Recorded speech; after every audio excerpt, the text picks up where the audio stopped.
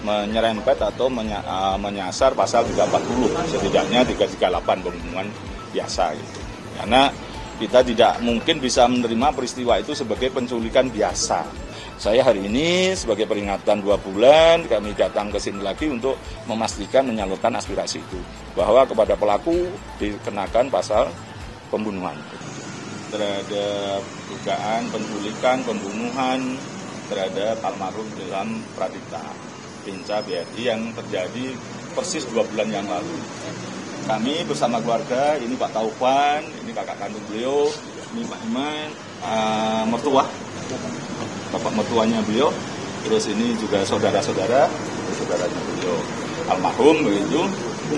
Tapi kalau istri belum siap, kira-kira gitu. Ya tidak ada alasan lah sebenarnya ya, belum bisa ikut ke sini juga. Tapi kita mewakili korban bahwa satu, kita tetap meminta untuk dikenakan pasal pembunuhan. Yang tertinggi ya pembunuhan berencana, yaitu 340 KUHP. Setidak-tidaknya kalau turun dikit ya pembunuhan. Tidak ada yang lain. Dan kita ke sini ingin bertemu pimpinan penyidik, menyampaikan aspirasi itu. Dan kita dengar bahwa perkara ini sudah pernah dilimpahkan ke Jaksa Penuntut Umum dan diduga informasi yang saya dapat akan ada petunjuk-petunjuk dari jaksa. Dan mudah-mudahan petunjuk jaksa pun juga menyerempet atau menyasar pasal 340, setidaknya 338 pembunuhan biasa gitu. Karena kita tidak mungkin bisa menerima peristiwa itu sebagai penculikan biasa. Alhamdulillah kemarin juga kita semesta mendukung ada kasus penculikan di Tangerang Selatan. Ya kalau penculikan itu ya begitu itu gitu loh, nggak ada yang tewas gitu kan. Nah, maka juga kemudian di BNI gitu kan, yang bobol karena bisa dibujuk ya tidak dibunuh ini. Maka jelas almarhum ini tidak bersedia. Dan ada 2 catatan yang ingin saya sampaikan teman-teman yang baru, itu adalah satu, bahwa ternyata almarhum itu 3 hari sebelum peristiwa ditemui 3 orang. Salah satunya bernama Denny, ada R, ada W gitu.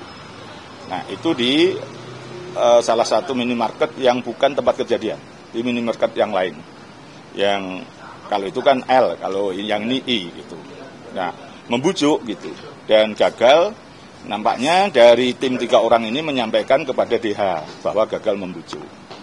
Nah kemudian dilaporkan ke C di Kalibata, maka ya berarti kan kalau sudah dikatakan gagal membujuk kan hanya diambil untuk diteror atau diancam lagi untuk dipaksa untuk mau. Tapi kan karena almarhum ini tidak mau kan ya sudah otomatis kan dihilangkan.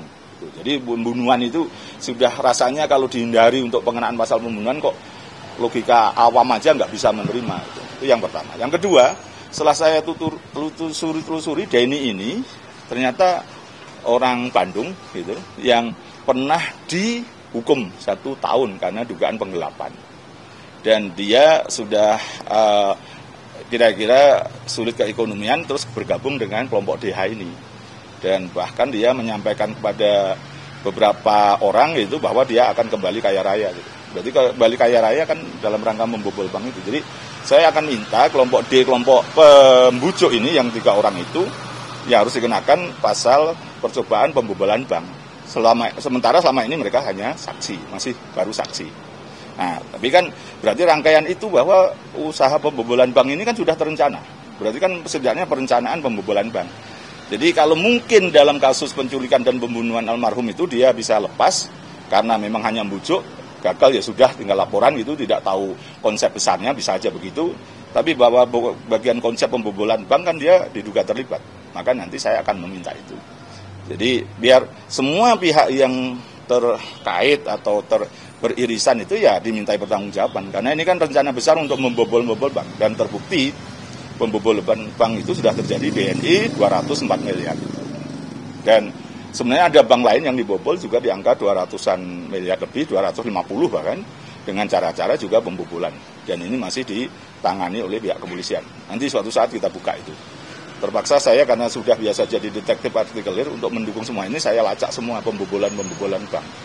Bahkan diduga pembobolan itu lebih canggih lagi karena sistem hacker dan dan diduga uangnya sudah tidak bisa dilacak lagi dengan karena dijadikan Bitcoin.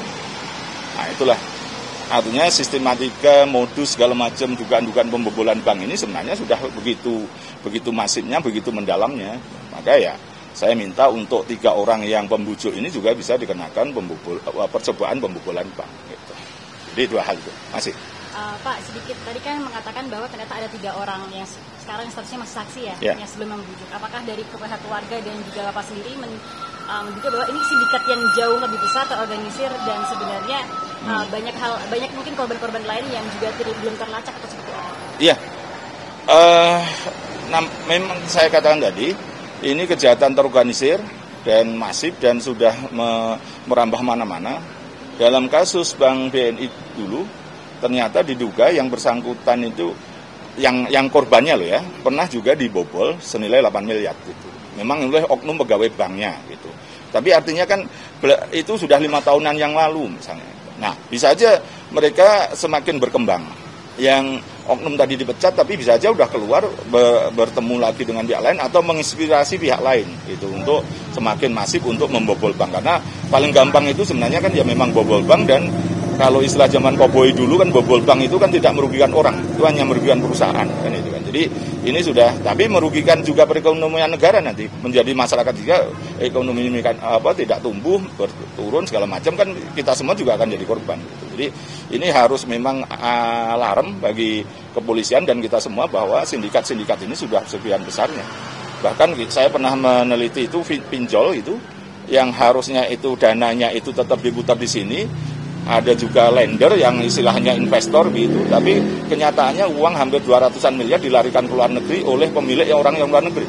Habis itu dia mengatakan bahwa gagal istilahnya bagi hasilnya kurang misalnya gitu. Ternyata dilarikan ke luar negeri. Gitu. Jadi bukan hanya kejahatan yang pihak lain, tapi juga sudah ada kejahatan terorganisir oleh lembaga-lembaganya juga gitu.